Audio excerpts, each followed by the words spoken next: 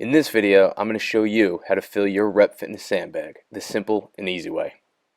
Now some people use pea gravel, some people use mulch, but today I'm going old school. I'm using 2 bags of play sand that I purchased at my local Lowe's for about $8 per 50-pound bag. Now this option requires no tools, no funnels, and no scales. The process is pretty simple.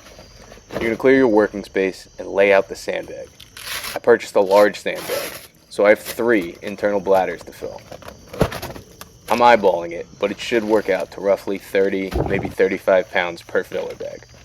Basically, you're going to open up the filler bags by undoing the Velcro and pour it into place. Now it's easier said than done, but you're going to repeat this step 3 times, trying to keep them even. Try not to fill the filler bags more than 3/4. Rep even puts this notice in the packaging to help prevent the possibility of that bag bursting.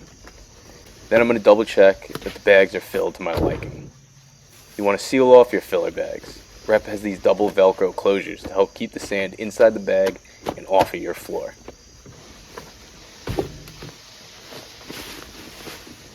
Then you're going to try to make sure that they're nice and level, flat, so that way they lay nicely inside the bag. Now that you got your 3 filler bags, it's time to insert the filler bags into the main sandbag. I'm just going to take them one by one, lay them as flat and evenly as possible, so that way you can disperse the weight. Once they're in there nicely, it's time to zip it up.